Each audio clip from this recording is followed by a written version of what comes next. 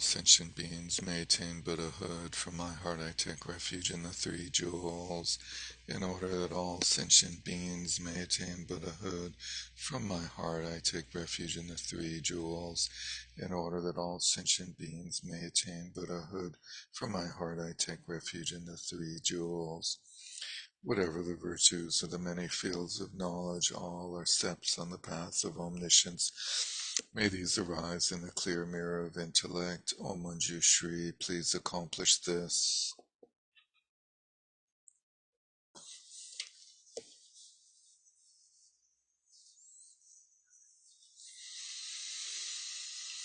Good evening and welcome to class 7, something like that, 8, part 2 of Shamatha Vipassana in the Mahamudra tradition, using the text Moonbeams of Mahamudra by Dr. Toshi Namgyal, translated by Elizabeth Callahan. Good evening, everyone. How are you this evening? Good. So, my recollection is that we learned how to become uptight last week. Is that right? We learned how to be uptight. I mean, I've been uptight all week because of it. I don't know about you guys, right? And so tonight we start with how to relax, techniques for relaxing. So don't get too comfortable because you might fall asleep very easily in this practice of relaxing. But actually, I wanted to back up slightly.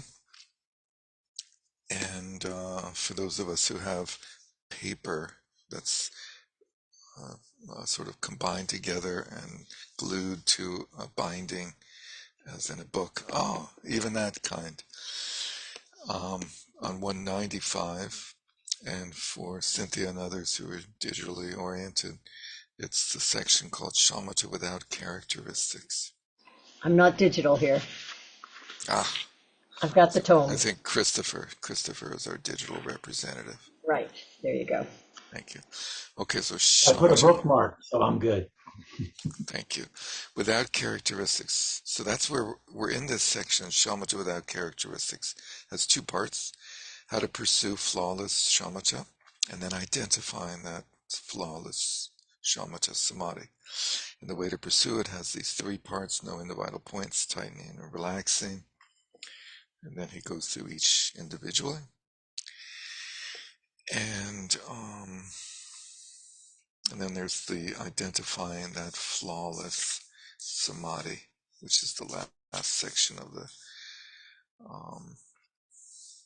the shamatha without characteristics. And if you flip a few pages ahead after that section of identifying the flawless samadhi, there's a section called the way to sustain mental stillness with these approaches.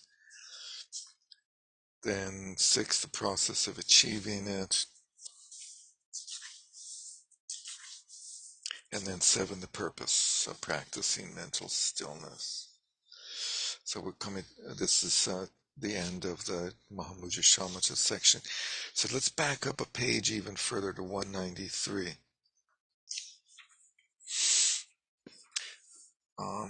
Those that do not use the breath. Section B, just above Shamatha without characteristics for Chris. Whatever stillness has been achieved through those ancillary practices for concentrating the mind is refined by using the following practices that do not involve a support or a reference point. Adopt the essential points for the body as before. Do not do any practice that involves focusing or concentrating the mind on anything, such as on an external focal support or the internal comings and goings of the breath. Your mind should have no support at all and not be disturbed by any concepts about attention. Leave your mind in its own state. Do not think about the past. Do not speculate about the future. Don't engage in analysis of the present. Leave your mind to be free, loose, and unconstrained. So I think when you revisit that in comparison to the material that hopefully you had a chance to look through for tonight's section on tightening and loosening and how to identify that stillness and so forth, you'll realize that shamatha without characteristics is not really a further level of subtlety beyond shamatha without support in this context, right? Because when we flipped back to those that do not use the breath, if you go a few pages back further to 189, you see objects of meditation involving characteristics without support. Those that use the breath, those that do not use the breath. So the shamatha involving characteristics without support that do not use the breath is the most subtle version of shamatha without object, what we might call formless practice. Just to make sure that we're clear about the terminology, because especially those of you that might read the package that I've circulated for Sunday's session, it has various versions of progression of shamatha with object to without object, and there's usually 3 levels with some sort of object is the first level, a more subtle object or like a gross object, a subtle object, and then no object is the usual scheme. And in this book, the author adds this additional complexity of shamatha with and without characteristics. But again, it doesn't present, the shamatha without characteristics does not present a further level of subtlety of being without object or form.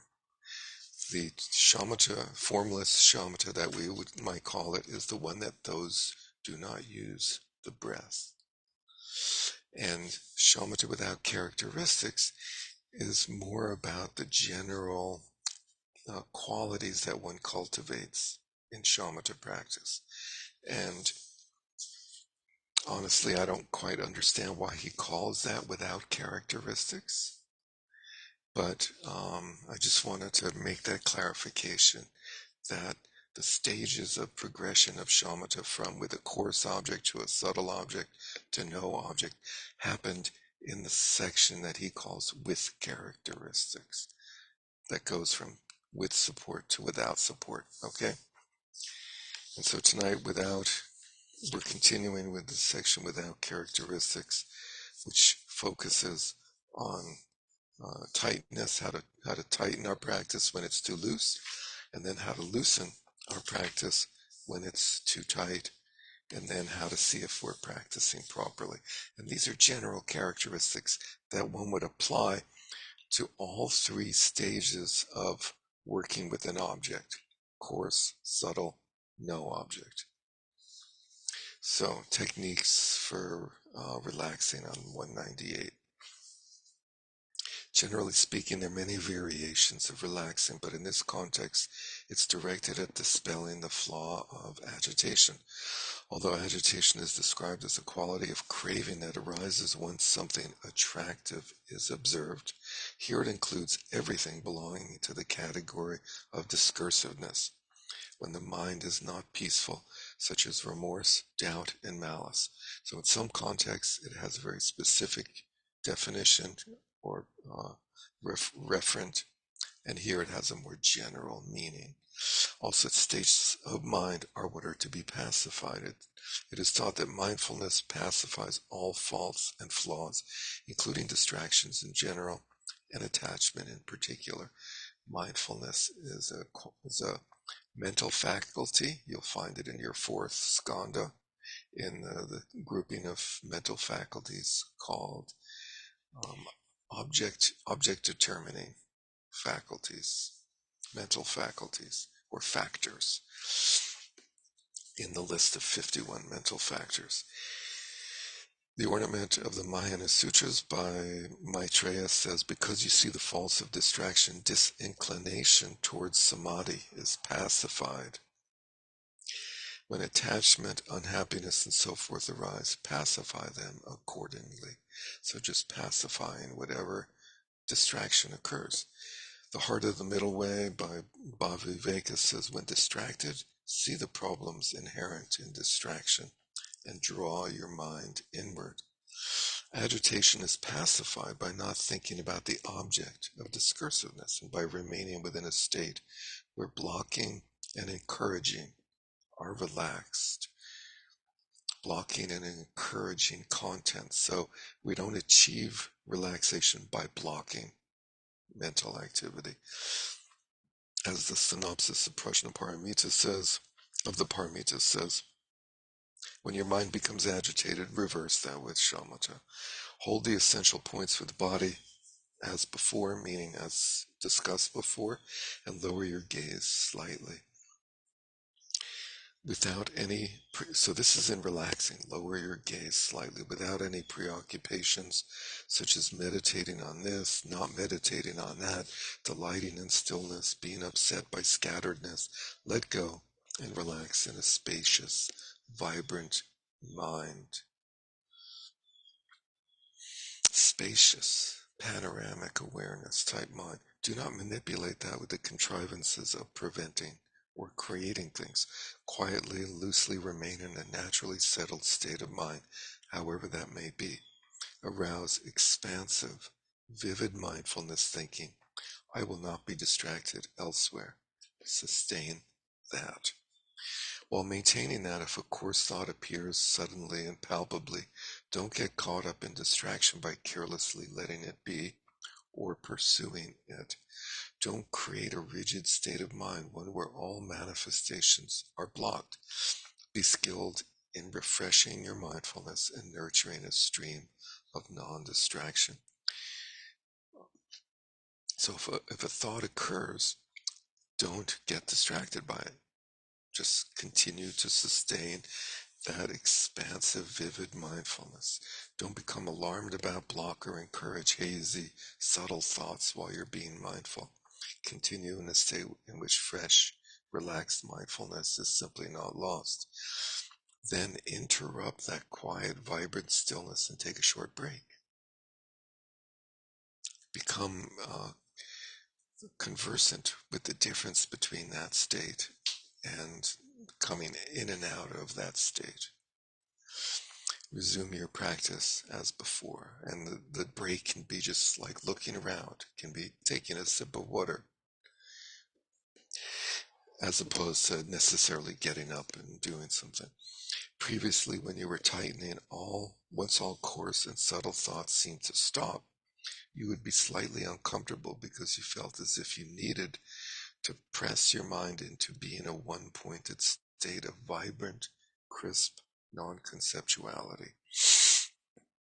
Now, when you are relaxing, it is enough to let your mind just be, however it is comfortable, in its own state, a state in which fresh, undistracted mindfulness is simply not lost.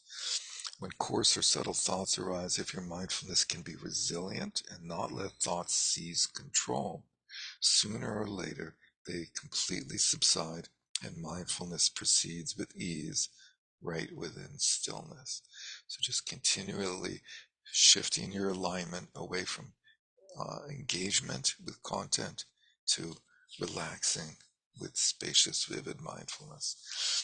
Since you do not need any ambition other than to be mindful, your mind will be more spacious than before. Knowing the key point of interrupting your ambitions and allowing your mind to let go and relax. So interrupting your ambitions, which can go either way. Ambitions like to do this or that, or remember this or that, or to achieve a certain level of meditative experience. Allowing your mind to let go and relax, to be unconstrained and loose, is the enhancement of relaxing. As Saraha says, if the mind twisted into knots is relaxed, it's free. There is no doubt. He continues, what is bound wants to run in the 10 directions. If you hold your mind, all it does is want to escape being held. When let go, it stays still and motionless. I understand these camel-like perversities. I'm not sure what they have against camels. Probably in the note they have something about camels being perverse. But Maitri observes when a thought arises in the mind, yogins and yoginis remain uncontrived, relaxed, like cotton wool. Interesting analogy. Just not being like phased by whatever state your mind is in. At this point, some are confused about the saying in this practice lineage, the most relaxed have the best meditation, and think that it pertains to this context. They criticize it, saying that when mindfulness and alertness become slack, the arising of dullness can be mistaken for the arising of meditation. That reflects their desire to say something critical, even when they are confused about the meaning. He's talking again about his friend, Sakyapandita.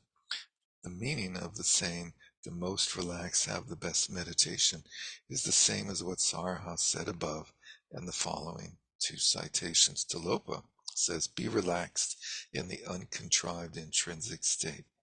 Relax your bonds, and there's no doubt you will be liberated. Sarha, again, if you have an attachment, let it go. It's pithy. Why bother having the word if there? I don't know. In the context of the main practice of meditation, that saying describes a method for destroying fixation to experiences. We're fixated to our experience one way or another. Am I distracted or not? The Mahasiddha Zhang explains when your mind lets go and relaxes, an experience of clarity free of conceptuality dawns like the center of clear open space, reminiscent of panoramic awareness. That's the Dharmakaya luminosity. Therefore, when we don't understand how to relax our mind and our mindfulness and alertness deteriorate, the confused state created by thick dullness is called stagnant resting. That is regarded as a fault. Who would take that to be what is meant by the most relaxed have the best meditation? Such falsehoods should not be uttered. If, not understanding relaxing, you succumb to the undercurrents of thoughts and don't recognize that your mindfulness has become distracted, or if you're unaware of whether you're thinking or not, you may slip into a vacant, mindful state. That indicates that your mindfulness and alertness are very weak. If within a state of mindfulness thoughts seem to be free floating or swirling about, your ability to relax is inadequate or your ambitions are too rigid. Be aware of the timing for balancing, tightening, and relaxing. In brief, if your previous mindfulness and alertness create the energy for continued mindfulness and alertness, even as a beginner, you should remain loose and unconstrained right within that and not repeatedly arouse further mindfulness. When the energy of your mindfulness and alertness begins to diminish, tighten up a little bit until they return. Know the ways to cultivate meditation that dispels faults as they come up in the course of practice. So fine-tuning your meditation in action, in process. By practicing that way, if you rest unwaveringly in vibrant, clear mindfulness and awareness, and if within that state visual or auditory appearances, forms, i.e. shapes and colors, sounds, and so forth, arise unimpededly, unconstrained, naked, radiant, expansive, amorphous. So if these sense objects transform that are generally unimpeded, unconstrained, and their nature is unimpeded, unconstrained, and naked, if you experience them as radiant, expansive, and amorphous like not really like without form, but more like without significant content shamatha has developed. Identifying that flawless samadhi went on the basis of the waves to pursue. Oh, Yeah. Rob. Is that description related to the Lojong statement um, regarding seeing things as dreams?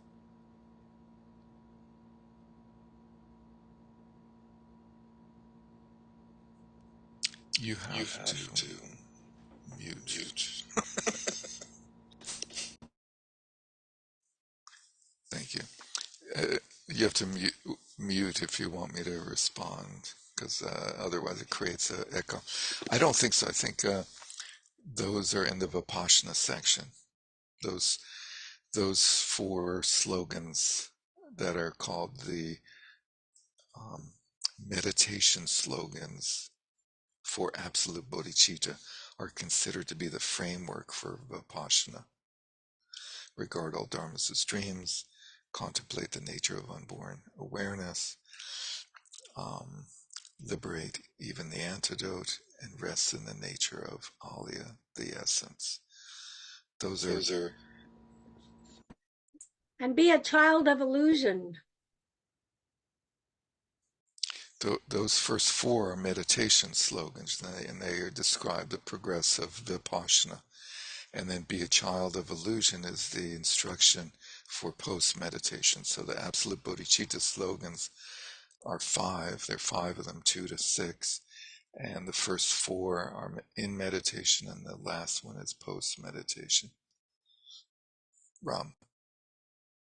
Yeah, it's just the amorphous is what really kind of got me there. How, because it seems like that's a little, I don't know, um, it kind of pokes a hole in the solidity of reality. Right, but it's not really a Vipassana type of understanding of the nature of phenomena as amorphous or as empty. It's more of a sort of a feeling tone from the shamatha. And there's a number of seeming or real crossovers between this type of shamatha without support, or shamatha just based on these essential characteristics of tightening and loosening, and vipassana in that there's an implication that one needs to understand the nature of mind in order to be able to experience and maintain or sustain shamatha without support. That it really helps to understand, to have nature of mind transmission and understanding. Um, Identifying that flawless shamatha samadhi, and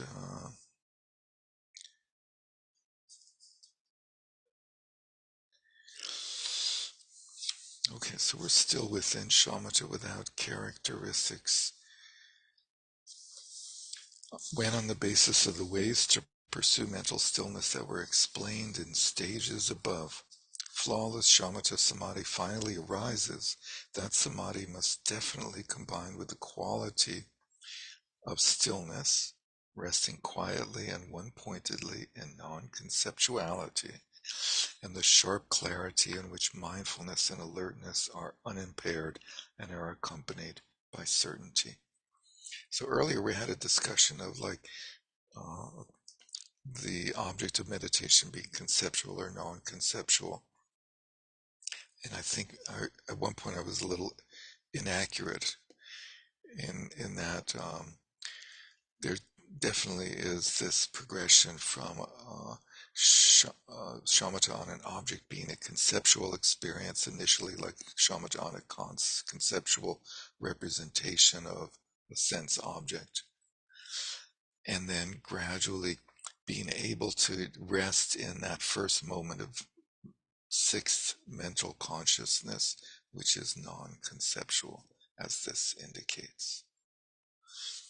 And whether that's the sixth mental consciousness in its first moment after a sense consciousness, as the immediately preceding condition, or whether it's a moment of mental consciousness that precedes it. Um, doesn't really, it could be either, it seems.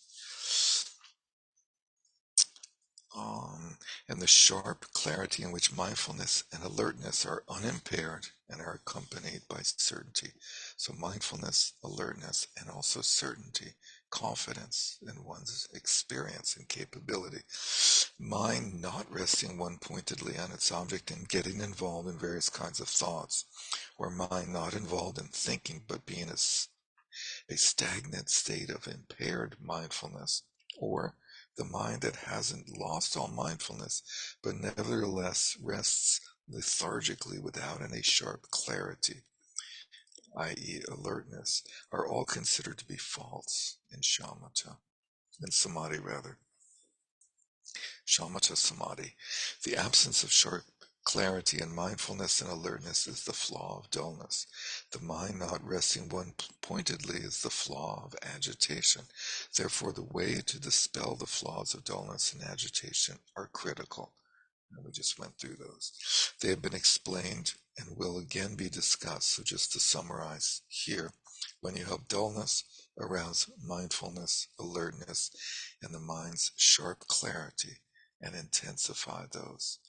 Now he mentions the mind's sharp clarity as if it's a different, a third like quality, but I don't think it's really is in the same way that mindfulness and alertness are.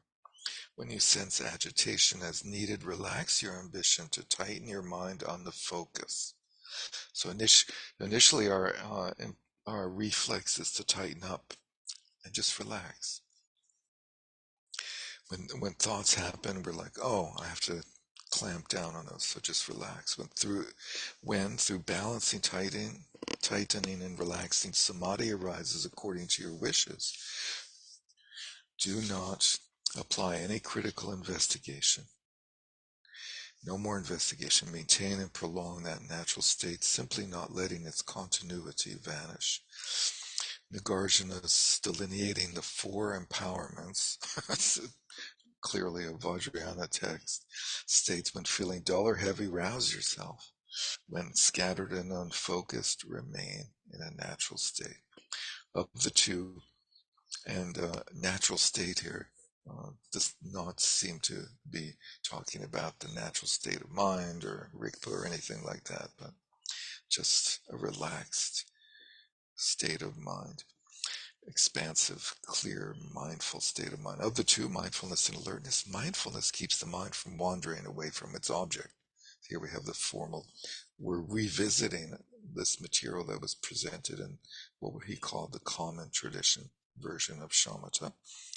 The definition of shamatha: it's a mental factor that keeps the mind from wandering away from its object of meditation, and alertness detects whether it has become distracted or not, whether it is dull or agitated. Intensify your resolve, thinking, I will not be distracted from the object of meditation for even an instant. Resolve, very important quality. Prolong that stream of mindfulness and make your commitment to being mindful without forgetfulness be heartfelt.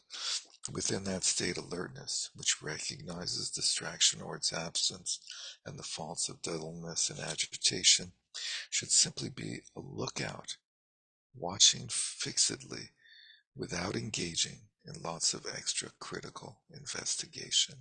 No commentary, no judgment, no additional mental energy, just watching. In the sutra context, there are many explanations that differentiate between mindfulness and alertness, but the esoteric instructions of the practice lineage, i.e. the Kagyu, often reduce those to just mindfulness awareness, the two together, and she's changed the translation of the second one from alertness to awareness, or even just mindfulness. And it's understood that alertness/awareness is there. What we may wonder, how can this be? There is no mistake, as the entrance to the Bodhisattva's way of life by Shantideva says, when mindfulness sits at the mind's door, And that's a double door, and they open outward. When mindfulness sits at the mind's door for the sake of guarding it, alertness will appear. Alertness will automatically be there. Since mindfulness and alertness are distinguished in terms of being broad and specific, basic and refined, alertness is contained within clear, strong mindfulness. Interestingly, mindfulness is broad and alertness is specific. Often we or I or others present mindfulness as more focused, specific, but here the author says it's broad, interestingly, and alertness has a specific function of watching mindfulness. The sub-commentary on the text Differentiation in the Middle of Extremes by Maitreya remarks, those who abide in mindfulness possess alertness automatically. At this point, intelligent ones may wonder, what should we do? Is anybody wondering that? Of course you were, right? When concentrating one pointedly on an object of meditation with mindfulness and alertness, if you give rise to subtle thinking that discerns whether you're resting on the object of not or not, and whether dullness or agitation have arisen or not, that will not be a conceptual state. Non-conceptual. Thank you very much. That will not be a non-conceptual state. But without such subtle thinking, there will be no alertness that recognizes dullness, agitation, and so forth. So it's not a non-conceptual state. But without that, there's no alertness. The uneducated regard that subtle thinking as a flaw, as a problem, and say that we shouldn't even have that subtle level of thinking going on, that noticing. And yet, even though they lack the sharp clarity of alertness, they seem to sustain a resting state that has some degree of mental lucidity. However, that kind of subtle thinking is not thought in the usual sense. It is alertness or awareness, which are congruent. And the word are implies that those are two separate faculties as opposed to two alternate translations of one, interestingly, which are congruent with Vipassana. So this factor of alertness is congruent to Vipassana and what leads us into Vipassana. And thus, as I will propose when we meet again in July, that's why Trungpa Rinpoche, what is the word, elides? It sort of brings together panoramic awareness as being both alertness and Vipassana in his presentation of Vipassana. And sometimes when he presents Vipassana, he's presenting alertness, and sometimes he's presenting something a little bit different, but he very much brings them together. The middle or second stages of meditation by Kamala Shila says, having placed your mind on the object of choice, you should repeatedly and continuously rest your mind there. While doing that, analyze your mind. So analysis in shamatha, examine it by thinking, is it properly focused on its object of meditation? Has it become dull? Or has it become distracted by getting involved with external objects? Yes, ma'am. Okay, so I'm just noticing this reading here to analyze your mind, because farther in the chapter, there is actually the words don't, there should not be analyzed. So you don't need to answer that, but I'm just seeing an inconsistency. Yes, we do different things at different stages of our practice. So at this stage, we apply this level of subtle thinking, and later on, we don't. When we don't need it, we don't apply it. Later on in that stage of shamatha, which is not applying the technique when it's not needed, we don't continue this sort of subtle thinking, Cynthia. Actually, I was going to say that in addition, I think we're in the segment of no object, aren't we still? So that's another slight inconsistency of, that I have a feeling that they just I think they brought this in just to illustrate the quality of recognizing distractions, those tools of alertness and things, even though it may not fit entirely and perfectly into this particular section, Well, I, you I know? went I went to some length describing where we are in the text and his division of these different types of shamatha. And my belief is that we're in a section that applies to shamatha with object and Oh, are without we still in object. object? I'm sorry, I may have gotten confused. We're in shamatha without characteristics, But which but it which says, you said without supports, 189, top of let's 89, I think, isn't that what we were? um 189 is objects of meditation involving characteristics without support. So objects of meditation involving characteristics has two types, with and without supports, and then there's shamatha without characteristics. And it seems like shamatha without characteristics just focuses on the general qualities that one cultivates in shamatha, whether you have an object, i.e., support, or not. Okay, so the Because general, he does talk a lot about the object in this section.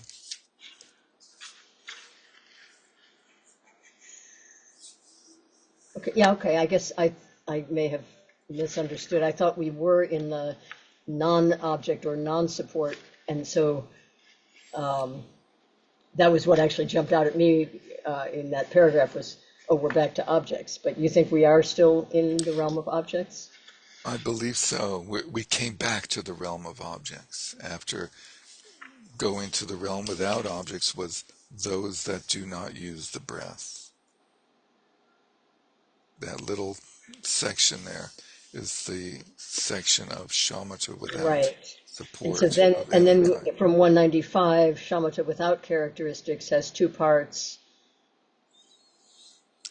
And that whole presentation of without characteristics appears to me to be a presentation of the qualities cultivated in shamatha, regardless of whether it's with support or without Okay, support. oh, okay, I see. So you think we've switched back to, okay, sorry, Shamatha to shamatha in general. okay, gotcha. Yeah, but think about that. Let me know if you disagree. Not sure. Yeah, thanks. And okay, examining. So we were on page 203, right? Um, The way to generate that kind of thinking is not to do so after you have let the continuity of undistracted mindfulness lapse. Then it's too late. It is done simply by being watchful right within a sustained state of samadhi. If you repeatedly generate this thinking in a very forceful way, you may produce problems. Problematic thinking in which mindfulness has been lost. So it has to be very subtle and not like uh, not like pushy, like a very soft level of just checking in, noticing. Therefore, simply let the force of previous moments of certainty not evaporate, and the subsequent moments will be watchful. Such an interesting sentence. So, in the Royal Seal of Mahamudra, the author basically copies a lot of this section, this whole issue of like mindfulness and alertness being combined into just mindfulness as understood to include alertness as well, and then this statement about the force of previous moments, and that actually I should find that and circulate it. The translator has a very nice way of translating, I think. And do you Uh, know what term certainty is translating? I'm getting curious about that. I don't. It's generally certainty is nepa, like Naden Drunme, towards of certainty. Uh-huh, thank you. Um, Therefore, simply let the force of previous moments of certainty. So, if you are certain of your state of mind in one moment. You don't need to do anything more to it in the next moment. Just continue that momentum of certainty, of mindfulness and alertness. Don't let it evaporate, and the subsequent moments will be equally watchful. In brief, be skilled in the ways of balancing, tightening, and relaxing. This is the most critical point for the approaches to cultivating meditative concentration. To sum up, samadhi refers to a mental state possessed of continuous mindfulness, recollecting its object, a mental state without the flaws of dullness and agitation, and a mental state that possesses the joy of settling naturally. What a nice definition of samadhi. We have these nice definitions of mindfulness and alertness, and now samadhi. In this context, the object of meditation is non-conceptuality and clarity awareness. So in this context, we've shifted to the beyond state, the idea of the object, whether it's support or not or whatever, has transitioned. The object of meditation is non-conceptuality and clarity awareness, and the mindfulness and alertness of those are continuous. So basically, we're mindful and alert towards our clarity of mind, strong, clear mind, which is very much like what Cynthia is saying in terms of without any characteristics at all. And yet he keeps mentioning an object, so it's a little confusing, isn't it? The Shravaka Bhumi. Could I just say one thing that Sure. this line was interesting because if you remember that previous page where they talked about mindfulness, alertness, and the mind's sharp clarity, and you were sort of saying that maybe that third one isn't really different than the first two. And so I've been kind of thinking about that, and I feel like this place where they say clarity awareness is very interesting because that's in this line that you just read. The object of meditation is non-conceptually and clarity awareness. And you noticed also that place where they switched alertness to awareness in the prior page, mindfulness awareness. So it's like it's interesting how they're playing with these words differently. And it seems like clarity awareness is, in some ways, like mindfulness and alertness are the tools that we use. They're kind of like the almost actions that the mind uses to stay with, but I feel like the clarity awareness could be viewed more like the basic quality of mind that we're Sustaining. Thank you. Exactly.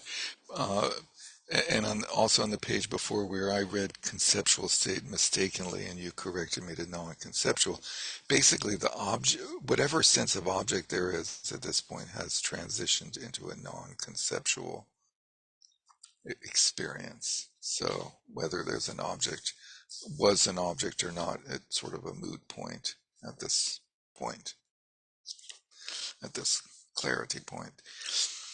Shravakabhumi by Sangha says, what is a one-pointed mind? It is any continuum of mind that is repeatedly mindful, that focuses on a consistently similar object.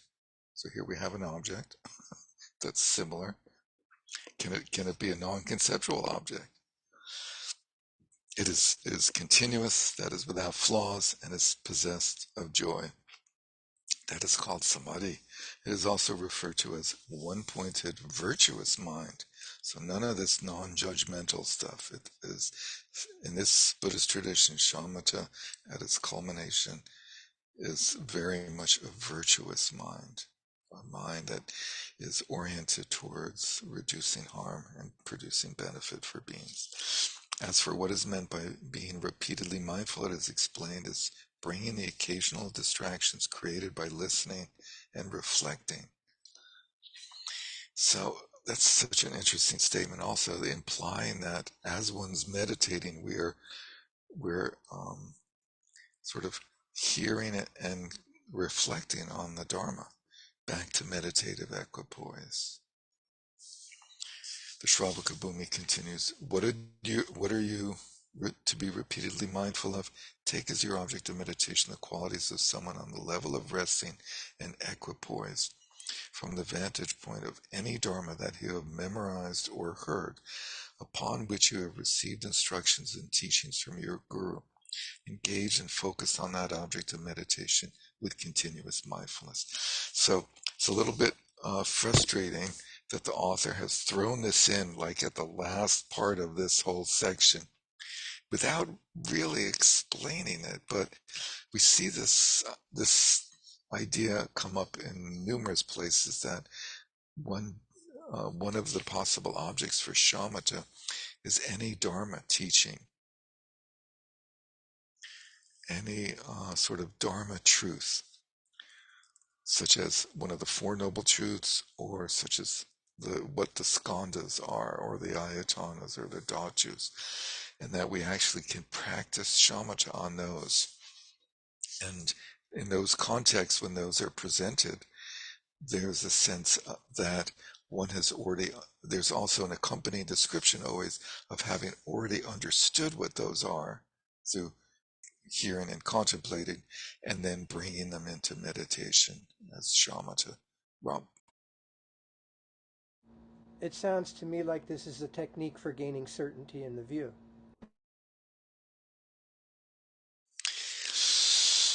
It's actually presented as one of the options for shamatha, performing shamatha on any aspect of dharma that has been previously understood. Um, but I think it's totally understood that that contributes to an understanding of the view as presented in the preparation for Vipassana, which is what you're getting at, I believe. So, yes, indeed. Um, Sue and then Cynthia. Um, it makes me think of the slogan about the exertion, which one of the five is flash on Dharma, at any time. Because is that sort of what this is saying? You're concentrating with clarity, and then there's some kind of awareness of how it's linked to some Dharma learning. Just that moment. I don't know. Not that you're like contemplating it, I but think those happen more in post meditation. And the shamatha so, that's being so referred to here is actually a focused you would practice stay on on a particular one point that of dharma. you would choose. Like Yeah, yeah, at this the sitting, I'm cause of going to. suffering Okay. is attachment, or all Mm-hmm. dharmas are impermanent, or something like that. Yeah. Thanks. Cynthia. So maybe I'm dense or something about, but there's something about this particular instruction that puzzles me because it seems like it has sort of two parts in this sentence. It says, take as your object of meditation the qualities of someone on the level of resting in equipoise. Okay, that phrase. And then it goes into the from the vantage point of any Dharma you have memorized or heard, what we were just talking about of, something you've already understood upon which you've received instructions and teachings. And then it says engage and focus on that object. So I'm not clear, are we engaging and focusing on some Dharma we've memorized, or are we focusing on the qualities of someone on the level of resting in equipoise? Like, what is that first part about? Do you understand that at all? I agree with you. It's confusing and makes one think that either the quotation is corrupt or the translation is slightly off. Okay, But yeah, it very much has that oddity to it of like, what? We're meditating on the qualities of an Arya or something. right. So you're sort As of well disregarding as that part and focusing on, you think, the I second part? am. Yeah. Okay, thank you. Because I that first one was pretty bizarre. I mean, I guess there's value in that kind of meditation too, but they're very different, two different things. Yeah. Thanks. So, in order to further clarify this whole issue of meditating in a shamatha fashion on a dharma topic, let's go back to page 49 of the text,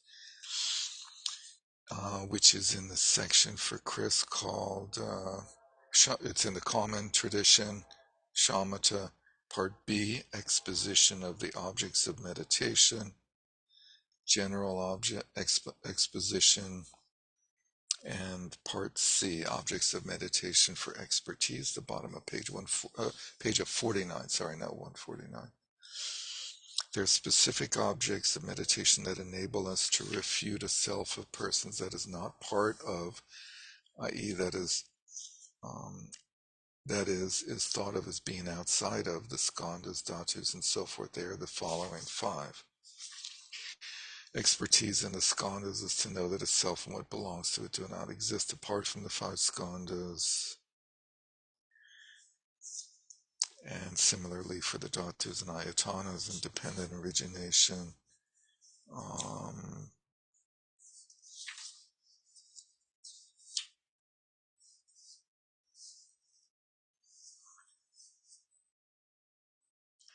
and and somewhere he says that these are objects of meditation for both shamatha and vipassana.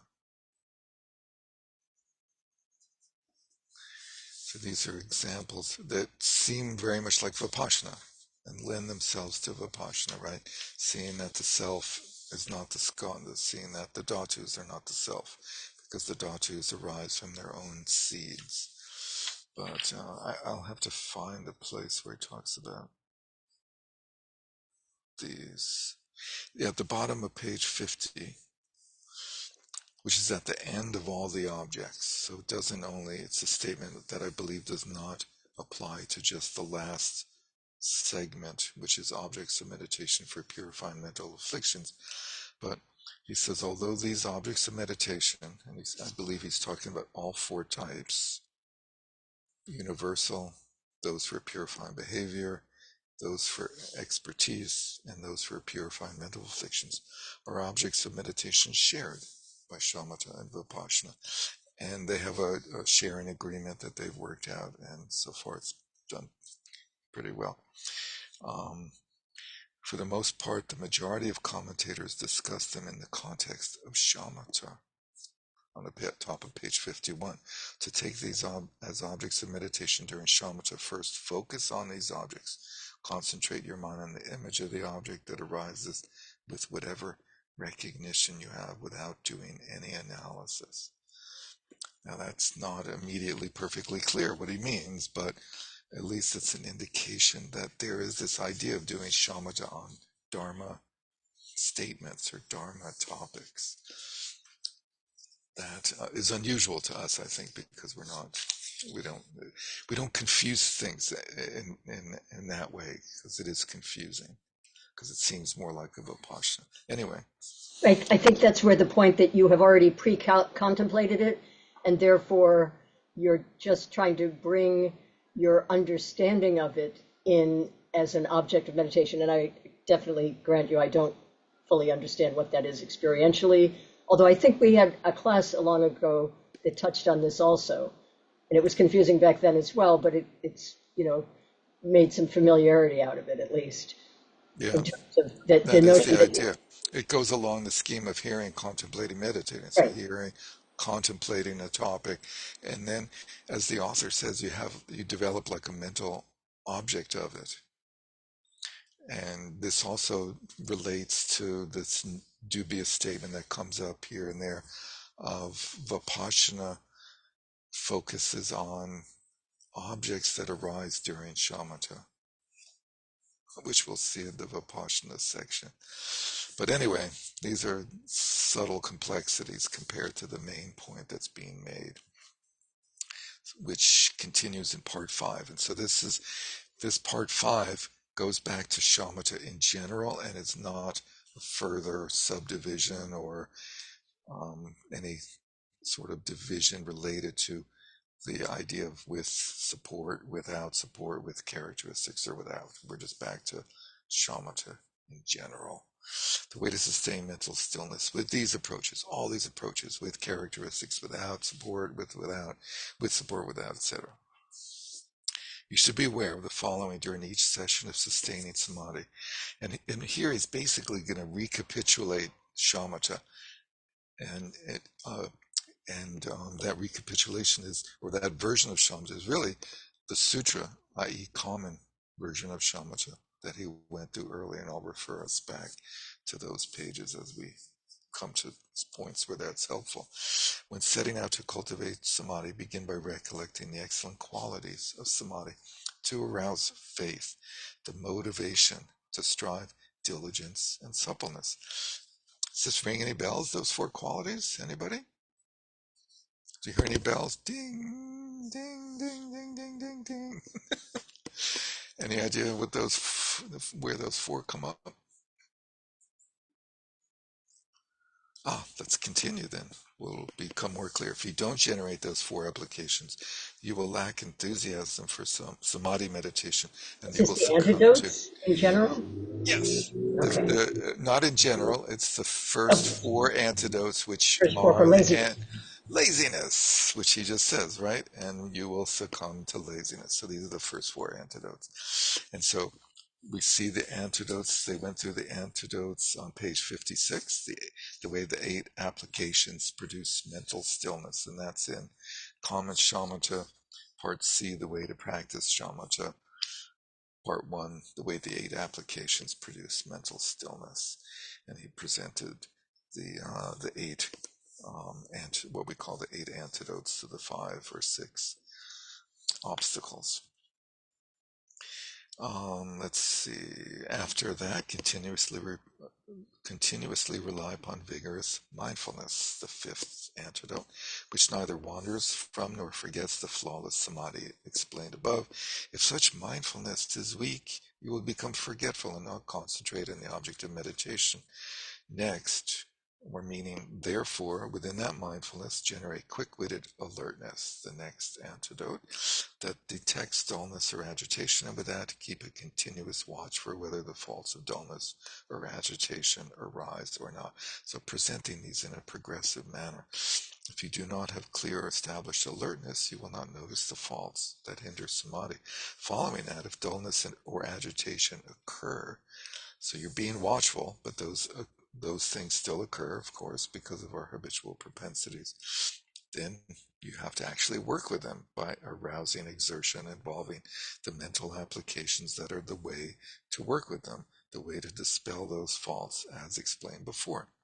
Because if that type of exertion is minimal, you will come under the influence of dullness and agitation and sink into a dull shamatha, and flawless samadhi will not develop. Then, when the faults of dullness and agitation are pacified, put aside mental applications and settle into the equanimity of remaining in a natural state. So, when the faults of dullness and agitation are pacified, then we cultivate equanimity or familiarity, as Trungpa Rinpoche calls it. We don't over apply the antidotes. We just rest in a natural state. If you do not rely upon that type of equanimity, your samadhi will break down because you will continually be like overachieving and you'll be unable to rest in equipoise. This approach is the topic described in Maitreya's differentiation, middle extremes. There are the bases. There are the bases. What is based on that? Causes and results, not forgetting the object. Sort of cryptic. Recognition of dullness and agitation, active application to rejecting those, and remaining natural once there is pacification. So those are sort of obscure way to describe um, the 8 antidotes. Some of us do not generate faith, motivation, and so forth towards samadhi in the beginning and just proceed in our own fashion. Since our mindfulness is weak, distractions dominate our mind. Since our alertness is not incisive, we do not recognize our faults of dullness and agitation. Even if we do notice them, we think that recognition is a thought and identify it as something to be rejected, thereby belittling the sharp clarity of our awareness. That's so interesting. Not being able to recognize flawless samadhi, we presume that whatever we experience is samadhi. That's what they say, right? That's what Sarah says. Sometimes we may have some kind of flawless samadhi, but because we don't settle naturally into just that, our many mental applications will again cause scatteredness and agitation. We're not skilled in the methods for practicing samadhi. Therefore, as beginners, you should arouse vigorous mindfulness. Those whose minds are predominantly active can develop the problem of agitation becoming a habit. That's probably not any of us, right? If you dispel that flaw by recognizing it with alertness, you may quell coarse agitation, but hazy, subtle thoughts involving scatteredness and agitation may persist. Don't be alarmed. This is normal. By slightly relaxing your ambitions, subtle thoughts will subside on their own. That's such an interesting one again that he keeps repeating, relaxing your ambitions, expectation, relax your expectations.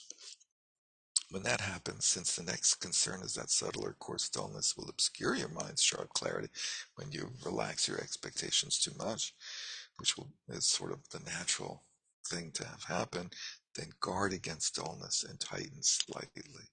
There will come a point when the force of both dullness and agitation will be reduced and will remain in a sort of middle version, and flawless samadhi will emerge. In a similar way, those with predominantly dull minds need to dispel coarse and subtle dullness. Then you must guard against agitation and cultivate samadhi when flawless samadhi rises. If you have too much mental application or exertion, those may become mental hindrances to settling naturally within samadhi. So rest instead in the equanimity of simply not deviating from samadhi. Mindfulness. So then he goes through certain major faculties that are usually presented in a certain list. Mindfulness, if your strong intention generates vigorous mindfulness and you hold that, as long as there is that vigor, your mind will not be distracted from its object of meditation. So, vigorous mindfulness.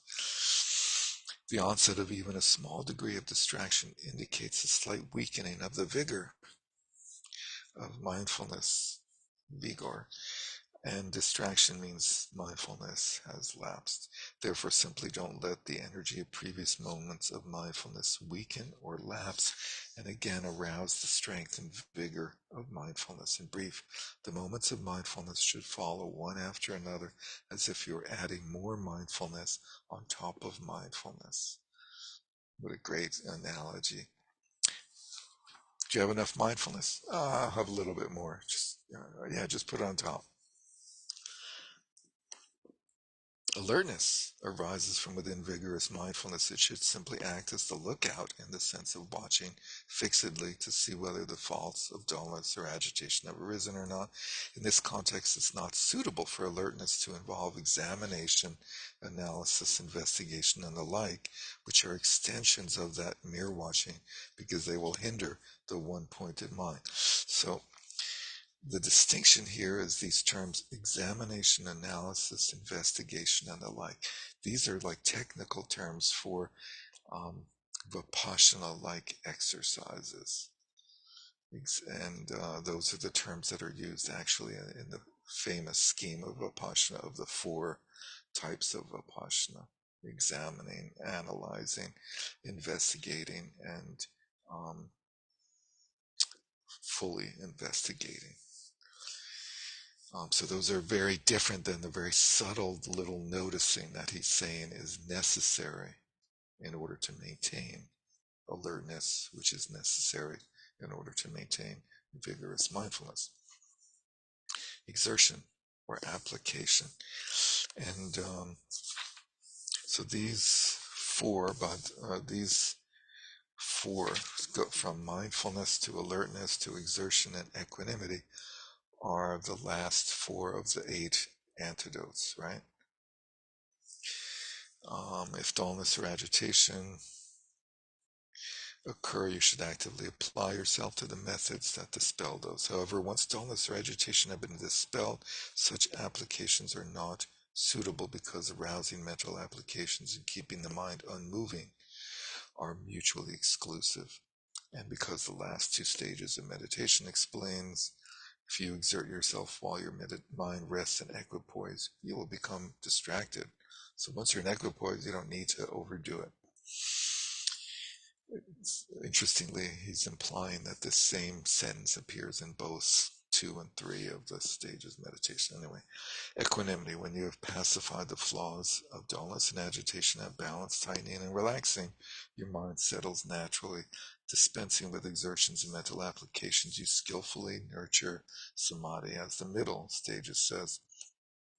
When you have no dullness or agitation and see that your mind naturally remains with its object, relax your effort and be equanimous, or however you say that. Then remain that way as long as you like. Good luck.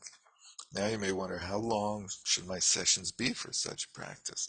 As a beginner, you should attempt, as a beginner, if you attempt to do long sessions, the vigor, mindfulness, and alertness will naturally automatically dissipate, and you become forgetful and distracted. You won't quickly notice the faults of dullness and agitation and be engulfed by distraction, dullness, and agitation.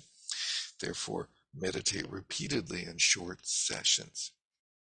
So you might think to yourself, and this is our homework assignment, why did Trungpa Rinpoche encourage us to do such long sessions when the tradition says the opposite? Maybe he wanted us to get into our distractions, dullness, and agitation. Yeah, why would he want that? Why is he that devious and evil? I don't know, does it somehow accelerate the path? You won't quickly notice the faults, sorry.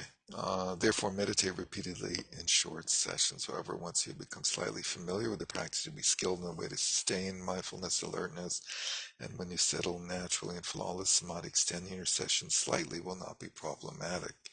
To sum up, resting evenly as long as that does not cause obstacles to samadhi, either physically or mentally. If that happens, dispel the faults of those obstacles and meditate. Other than that, there are no explanations about the definite length of time for sessions. Here I have explained certain key points for how to sustain mental stillness. However, since I already discussed what hinders and obscures shamatha, identified the applications that remove those, and presented all the relevant scriptural sources, I won't do that again. The process of achieving mental stillness, Mahasiddha says, in the beginning it feels like water cascading over a cliff. In the middle it's the gentle flow of the Ganges River. At last all waters become like the reuniting of a mother with her children. Now, I don't know about you, but that's not necessarily a very calm image for me, a mother reuniting with her children, but that's what they used. I was thinking more like a still ocean without That's waves. what I was expecting. He got me there. Usually that is what the analogy is. That was unusual. To Although, me, it felt like getting home, just being home. well, Touched yeah, me a lot. well, I think two things. One is that oceans are not actually all that still, but it may be a lake could be more still. But and the other thing is this: the thing of mother uniting with children. If you go deeper into the way they use that analogy, the image is like the mother is sitting and the child just naturally just climbs into her lap, and they're joined. So um, it does have a quality of calm and settled and joining as one or something like that. But I realize that many reunions are not like that. Mary Beth. It doesn't say the child reuniting with the mother. It says the mother reuniting with the child. I think that's different somehow. Maybe. Neat. And Talopa, by the way, did not have any children, just saying. But anyway, that description can be applied to the phase of stillness, although it is not necessarily only about that. I think he's talking about that last part. While you are a beginner, you are disturbed by many subtle and coarse thoughts, and so you must pursue and nurture non-conceptual stillness however you can. Your habitual state of mind is very unsettled and unstable, like water cascading over a cliff. We've all been there. Next, when you become more habituated, Coarse thoughts are mostly pacified, or even if they're not pacified, they disappear. Since stillness is not interrupted, it is somewhat easier to sustain. Like the gentle flow of the Ganges River, for the most part, you are able to rest quietly right within the still mind. At other times, you won't be able to ground within your experience the strong movements of thoughts caused by various unsettling circumstances or objects. So it still varies. Then subtle and coarse thoughts do not manifest, or if a few subtle ones do, they are self-pacified, self-purified, like the great ocean where all mother and child waters meet. Once all impressions and sensations become of one taste in the expanse of mindfulness and alertness, the waves of thoughts do not roll. So there, the author brings that simile together with the ocean. Accordingly, the stages of mental stillness can be condensed into three, as was just presented by Tilopa, or they can be correlated to the 9 mental states, which are taught in a sutra-oriented approach as follows. First, by drawing in the mind that is projecting and focusing it on the object of meditation, you achieve the mental state called settling, the first of 9. By prolonging the continuity of that resting mind without distraction, you achieve continuous settling. By reapplying your mind to that object when you're distracted, you achieve renewed settling. By repeatedly drawing your mind in and refining your concentration, you achieve increased settling. Seeing the excellent qualities of samadhi and dedicating yourself to those, you achieve taming. So we went from settling to taming. Seeing the disadvantages of distractions, you quell them and achieve pacification. When faults arise in samadhi, such as thoughts involving attachments, by pacifying them, you achieve full pacification. Through familiarizing yourself with samadhi by applying your mind to it, you achieve one-pointedness. After familiarizing yourself with that eighth mental state, since your mind settles in samadhi spontaneously, naturally, and effortlessly, you achieve equipoise. The ornament of Mahayana Sutras by Maitreya says, after you've directed your mind to an object of meditation, do not be distracted from the continuity of that period. These stages for developing mental stillness relate to the discussion of the 6 strengths. So these are the 6 strengths of shamatha, which the author went through back on page 59. Listening to the esoteric instructions for samadhi are the strength of hearing. So listening to the instructions of samadhi, like reading texts on shamatha and vipassana. So continually refining your understanding of the practice, of how to do it, why we do it, and what you experience. By reading or listening, practicing them are the strength of reflection. So then putting into practice the different aspects of the technique. Thirdly, undistracted mindfulness is the strength of mindfulness. There's the 6th strengths. So the 3rd one is called undistracted mindfulness. The 4th strength is called alertness, awareness of dullness or agitation. Applying yourself with great effort to samadhi is the strength of diligence. Is the 5th. Becoming very familiar with samadhi is the strength of familiarization. And so you see that strengths 3 through 6 are the same as antidotes 4 through 8. So the 6 strengths or powers is a very helpful scheme to go through the development of the various aspects of shamatha. They relate to the 4 types of attention. Since in the beginning it's necessary to use great effort to focus the mind tightly and one-pointedly in samadhi, attention is tightly focused. Now, sometimes this is worded simply as tightly focused attention, which leads one to think that one is succeeding in having focused attention tightly on the object, but instead it's about the quality of the effort to produce the attention, which is a tightly focused effort. because we're not succeeding at first. So we really have to force it. Next, when there's interference from dullness or agitation, attention engages intermittently. So as we continue to forcefully apply attention to the object, we then encounter obstacles, the main groupings of which are dullness or agitation. When there are no such intrusions, attention engages uninterruptedly. So when those obstacles of dullness and agitation are subsided, are pacified, then we experience uninterrupted um, attention. But we're still using effort. Finally, when samadhi occurs naturally, without effort, attention engages spontaneously. I think the part without effort applies to the quality of the attention. So attention without effort engages spontaneously, as the word spontaneously implies. All these techniques have been explained above in the common section. During the cultivation of the 9 stages for mental stillness, from the first up to the 6th, so here's the correlation of the antidotes with the powers or something, or the stages, the 9 stages. So during the cultivation of the 9 stages, from the first through the 6th, the strength of the diligence of exertion is aroused by faith towards and motivation for samadhi, and by vigorous mindfulness and alertness.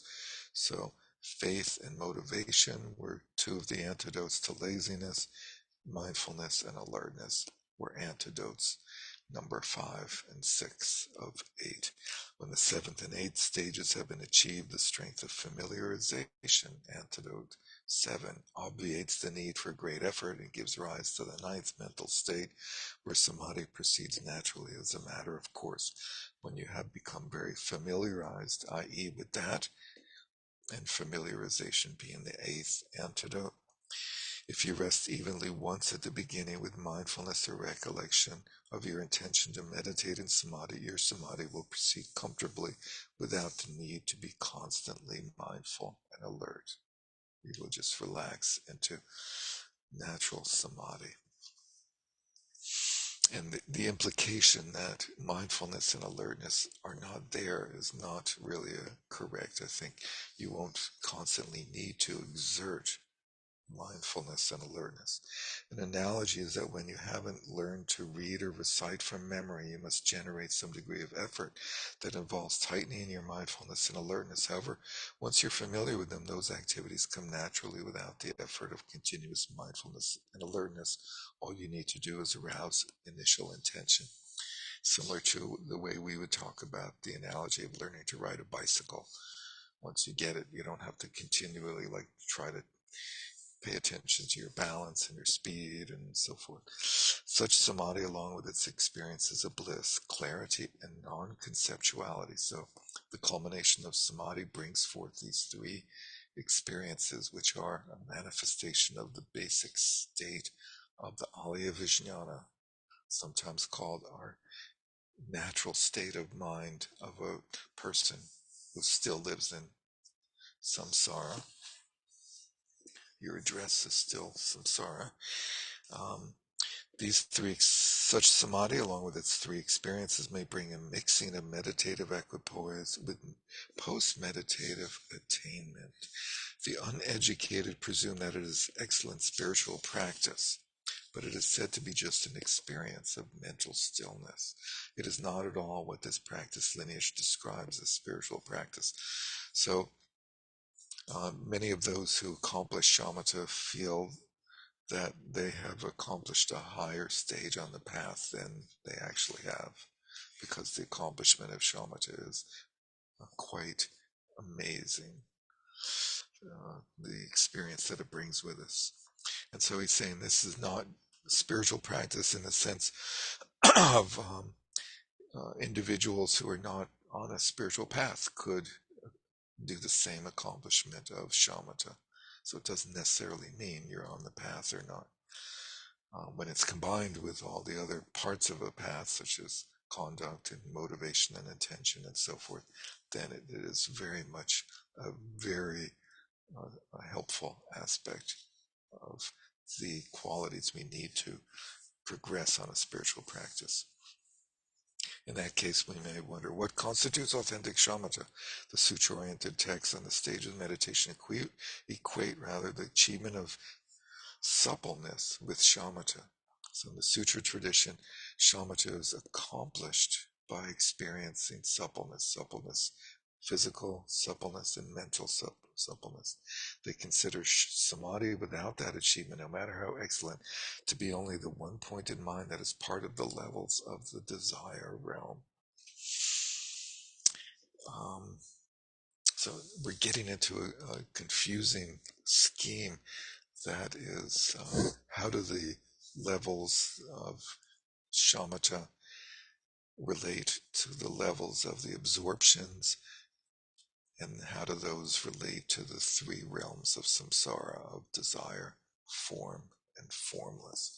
So um, they consider samadhi without suppleness, no matter how excellent, to be only the one-pointed mind that is part of the levels of the desire realm. So we haven't yet entered the absorptions which take you to the form realm or above. It cannot possibly be the actual stage of meditative concentration that is part of the higher realms, higher meaning either the form realm or the formless realms, and is not even posited as the preparatory stage, since the attainment of the preparatory stage requires the achievement of suppleness. The term preparatory stage is often called access concentration. It's the type of experience that one has just before entering into the first absorption. So it's like taking the culmination of shamatha one step further towards a focused, concentrated state, as opposed to taking the culmination of shamatha in a direction of vipassana. So if one takes it towards absorption experience, then one achieves the preparatory stage. Cynthia? Is this also where I think I was reading something that said this recently, that where the Buddha in his night of enlightenment kind of went back to that first concentrate. I don't know whether it's that access concentrate, but that was sort of his taking off point for his night of the four stages in enlightenment, wasn't it? It was on the full moon day in May in the year 483 before Christ, before the Common Era, rather. Sorry, he stayed up all night. He stayed up late. He was sort of frustrated with his situation, and then he remembered an experience as a child where it was it was the festival of planting the seeds that they do on the full moon day.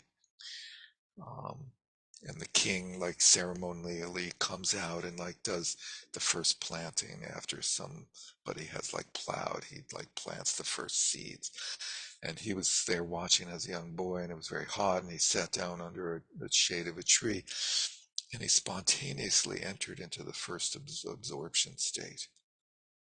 And so he remembered that and experience, and he said, oh, that was a very helpful state of mind for developing the ability to transcend samsara. And so then he went back into that absorption, and he refined the first absorption until he experienced the fourth absorption. And then he actually went up to the formless realm absorptions, and then the cessation experience. And then he came back out of the formless realms to the fourth absorption. And from there, he then had insight. He had the three insights that the Buddha had on the night of his enlightenment. But that takes us in a different direction. But anyway, yes, that's what the Buddha. Yeah, I thought he came back down to that somehow it was associated more with the first one that was the access point. I don't know. That was what I had understood. My recollection is the fourth one. He stabilizes the fourth absorption, and Hmm.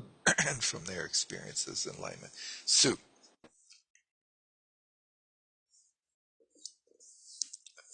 You must be muted, I think. So we're going into all this about the suppleness, and I'm just wondering about that in relation to the um, fourth antidote was also suppleness. Yeah, suppleness is a cool So quality, pliancy. It's in Tibetan, it's Xinjiang. And Trungpa Rinpoche was very fond of this term and translated it as synchronizing body and mind. But it appears three places in the path, this suppleness. It appears in the culmination of shamatha. It appears as the fourth antidote to laziness. It appears in the culmination of shamatha, and then it appears later in, I think, one of the powers or something of the second path of preparation. So it has different levels of functionality, at least, if not sort of quality or accomplishment.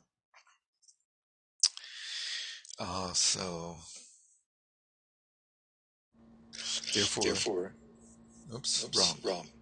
wrong. Um, I'm thinking that that's like this sort of towards the end of the shamatha journey where that subtle analysis is happening between tight and loose, where it, that to me is where I feel the word suppleness resonates.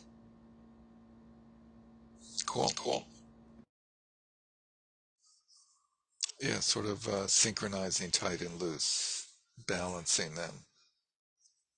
Yeah, I think that makes sense.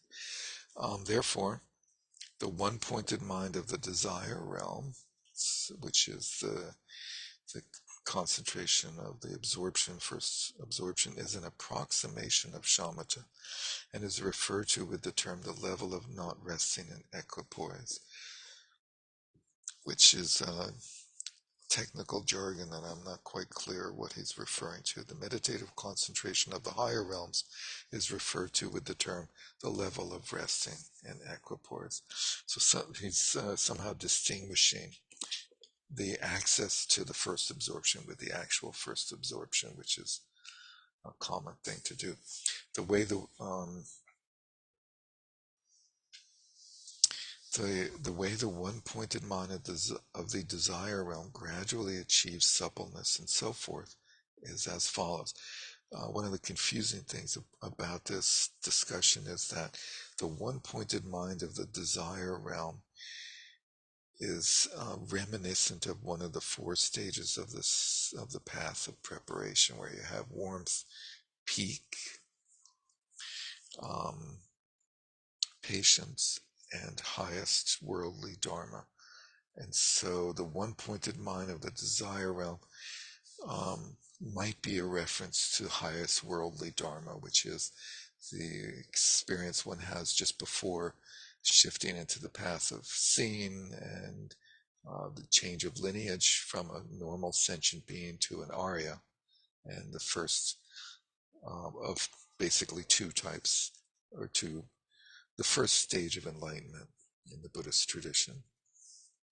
So it's unclear to me if he's referring to that or um, something else. That one-pointed mind, with the power of its bliss, clarity, and non-conceptuality, so indicating that it's the culmination of shamatha, nurtures samadhi, and being without any discomforts, its joy and delight increase. Thus, the suppleness of mental flexibility develops first, before physical, which is the joy, and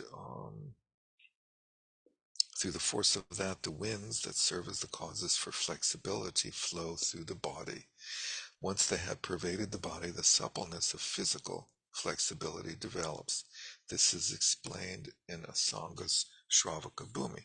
It also describes that when the six types of attention, that which cognizes meaning, that which comes from conviction, that which isolates, that which consolidates joy, that which analyzes, and that which completes the practice, are present.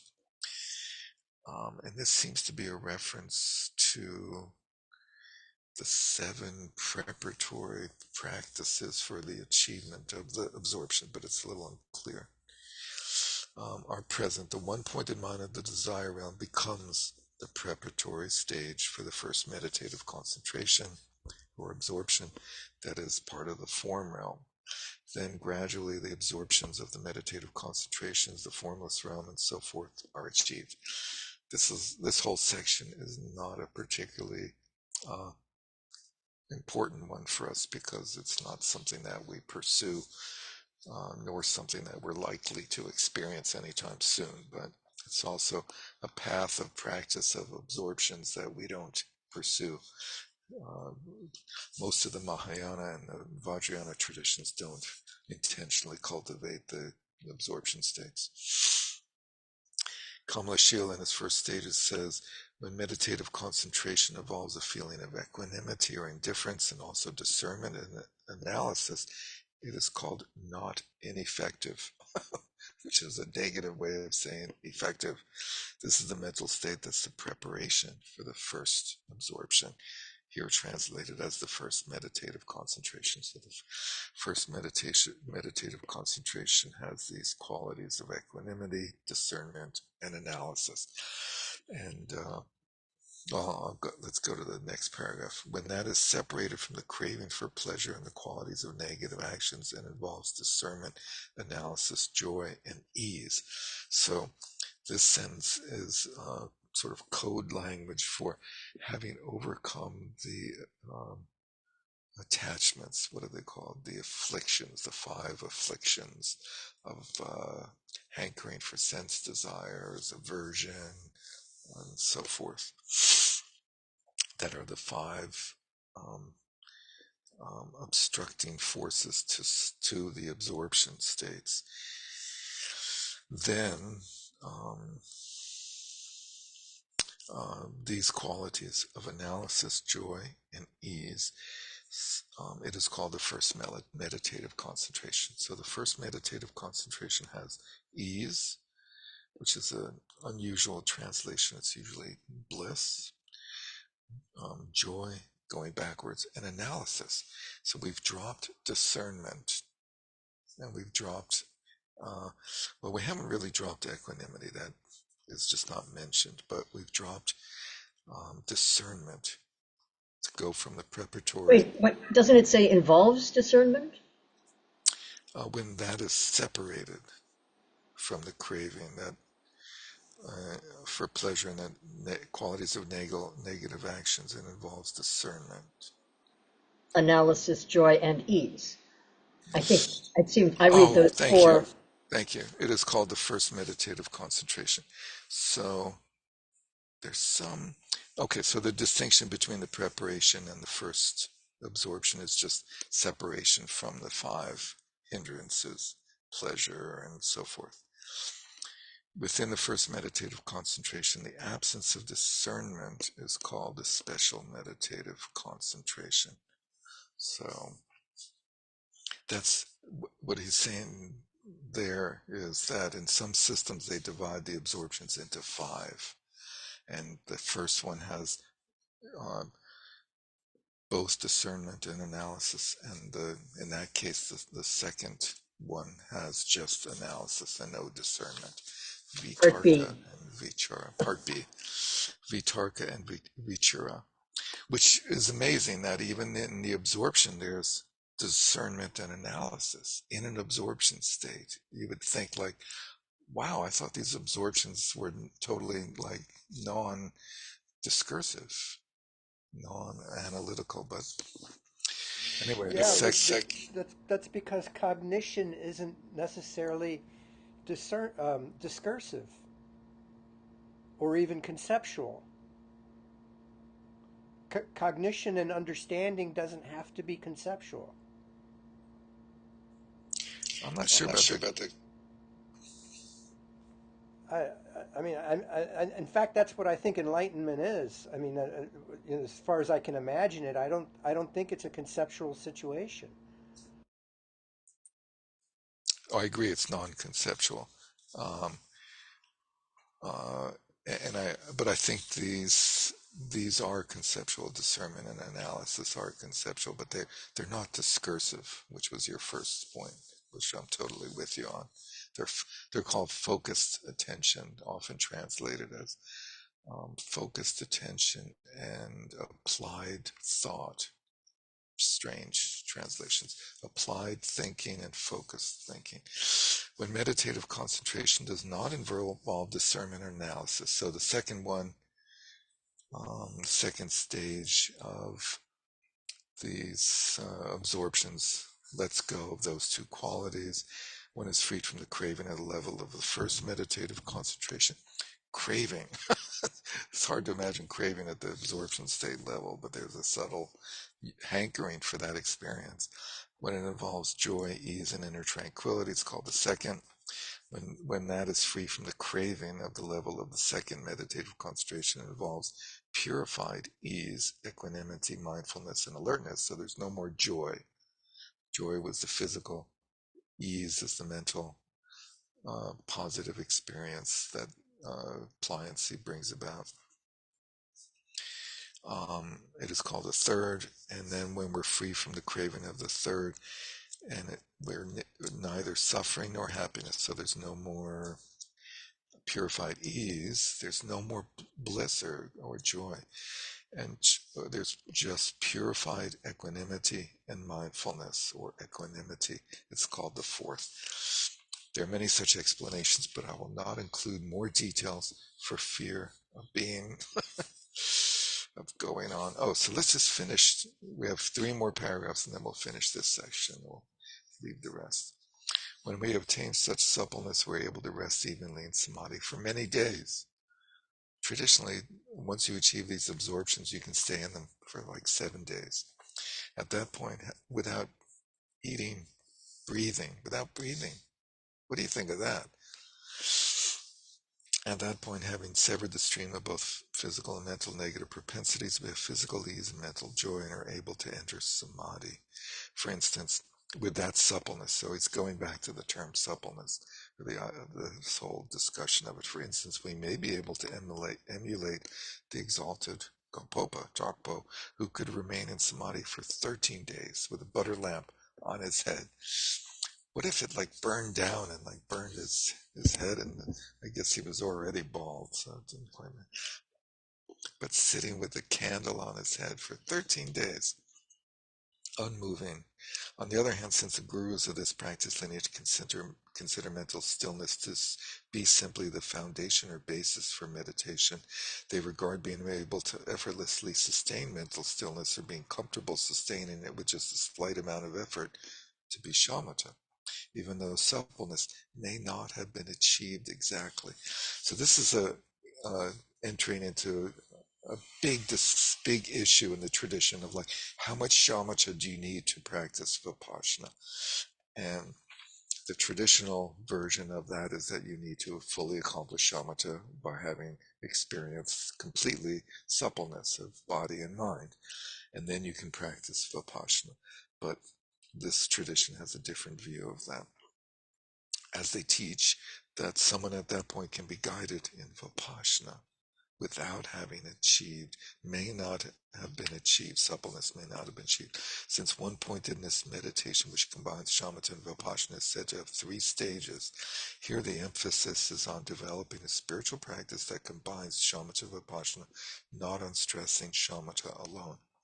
The more interesting part of that sentence is that the union of shamatha and vipassana has 3 stages, which Kongtrul presents at the end of his little summary text as being like the childlike concentration, the knowing the way things are, and one taste, or something like that. Putting aside the specifics of each samadhi, which are what are to be sustained, we train in becoming familiar with the object of meditation, using mindfulness, alertness, and effort. Those 3 key factors: mindfulness, alertness, and effort. Those are the 3. Usually, earlier we saw conscientiousness as the third. factor. But we can see that there's a link between conscientiousness and effort. Conscientiousness is basically that subtle level of intention to always be present, to always like practice Dharma, to always have that motivation and intention and quality of mind. And that requires a subtle level of effort. And the way the equipoise that effortlessly rests upon its object of meditation develops is the same in all cases. Therefore, in this context, I see that it is best for the gradual type of individual to establish a firm basis in shamatha, as Shanti Deva says, by being aware that Vipassana imbued with shamatha can conquer your mental afflictions. Begin by pursuing shamatha. It is said in the practice lineage, without shamatha there is no Vipassana. And if you undertake Vipassana too soon, there will be no shamatha. You'll screw everything up. Which is a really interesting statement of like, be careful not to like start doing Vipassana too early, because it messes up your shamatha. And that's the gray issue. It's not like clear, like, what does that mean?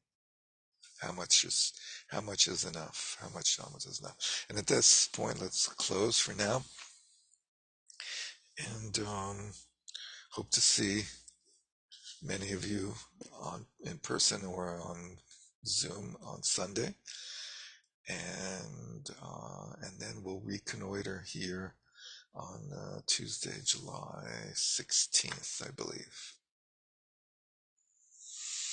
So happy 4th of July. And let's conclude with our dedication of merit. By this merit may all attain omniscience, may defeat the enemy wrongdoing from the stormy waves of birth, old age, sickness, and death, from the ocean of samsara. May I free all beings by the confidence of the golden sun of the great east. May the lotus garden of the Rigden's wisdom bloom. May the dark ignorance of sentient beings be dispelled. May all beings enjoy profound, brilliant glory.